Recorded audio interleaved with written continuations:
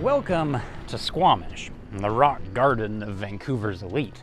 And once you've ridden the property wave of destruction through your own forests, you cash out a few million and come here to play hippie. Tesla, Tesla, Volt, Tesla, Tesla. But, even at this nexus of green politics and green cash, not a single electric motorcycle.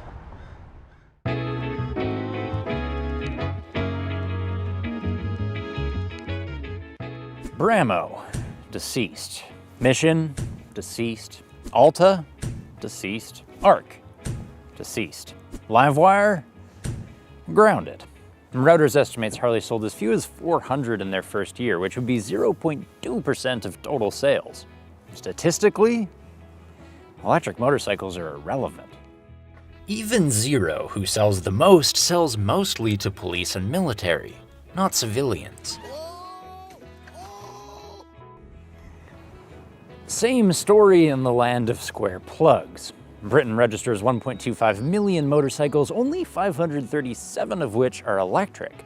Meanwhile, 269,000 of their 32 million cars plug in, meaning green motorcycles lag behind four-wheelers by a factor of 20. Ugh. Electric motorcycles are failing.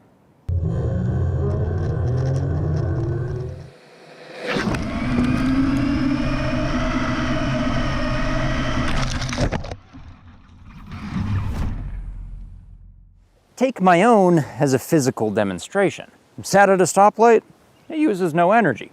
Braking for the next one, it re-squeezes juice into the battery. City range is as limitless as if this was full of gas. But at top speed, I'm stuck with a single gear, so it uses batteries of power just to put down enough torque to fight the wind. With cars, Elon can solve the highway range problem. Give it extra slippery bodywork up top, another 1,000 pounds in batteries below. From where you sit in between, who cares? But on a bike, my torso is what it is, ladies. I ain't getting any more aerodynamic than this. And if that weighs 1,000 pounds, I'm gonna notice. Hence electric four-wheelers pushing 400 clicks on the highway, while the best e-motorcycles barely top 100. Not least because they can't fit a second motor geared for highway efficiency. I know, to some extent we could add windshield and wheelbase. But then we've built a touring motorcycle which moves the range goalposts even further. It's not that electric cars make sense while motorcycles don't, it's just that e-motorcycles mainly make sense in the city. For now.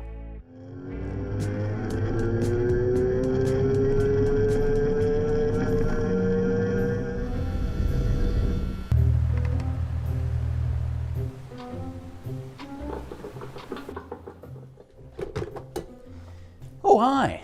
I'm the motorcycle industry. It's impossible to misunderestimate my competence. Sure, the physics favors urban use, but I'm no physician. Business is about sales. EMCs lag pitifully behind cars, but e-bicycles are leapfrogging ahead. We're projected to buy 130 million of them in the next 3 years, meaning the best-selling EVs of all will be two-wheelers that are cheap, practical, and fit in the elevator. The solution is right in front of us. Obviously, we must build expensive, performance-oriented, huge machines. That will attract your typical millennial. The target buyer is young, but debt-free with 6 figures of expendable income. She is an environmental activist, yet always wished to enter competitive power sports. She lives in the city, but has a private garage to install a charge point. Oh, and a pet unicorn. Sarcasm aside, the electric motorcycles that actually sell are cheap, small, and rideable with a regular driver's license. Something they've already figured out in China and the denser parts of Europe.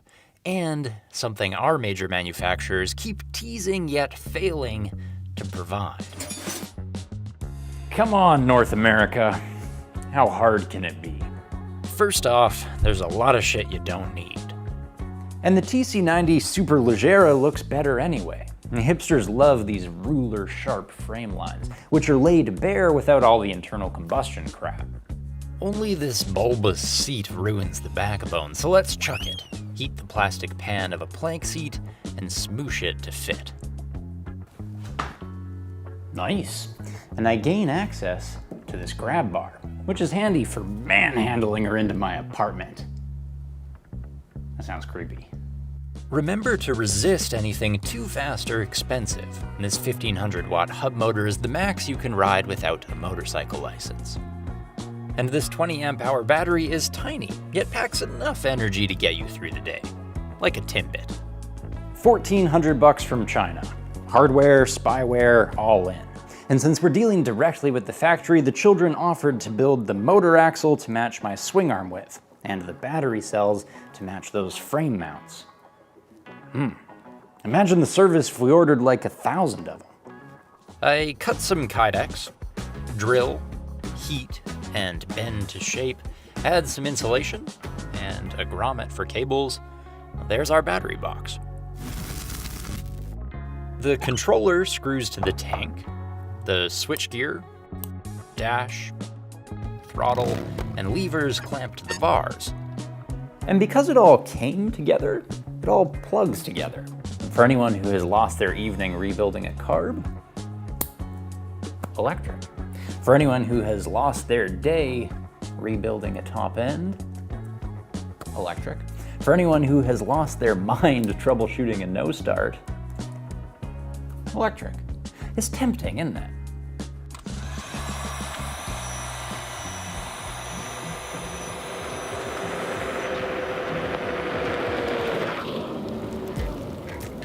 I bought the junker for $300, so we're into it under $2,000.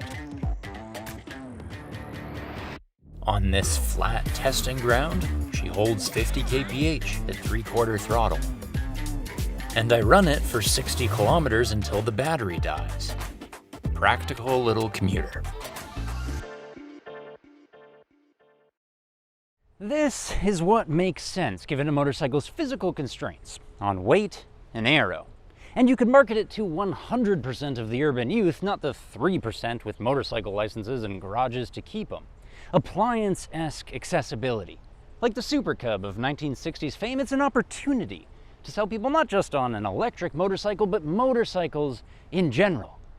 Unfortunately, we keep building impractical highway machines for imaginary buyers, and that is why electric motorcycles are failing to keep up with the EV movement.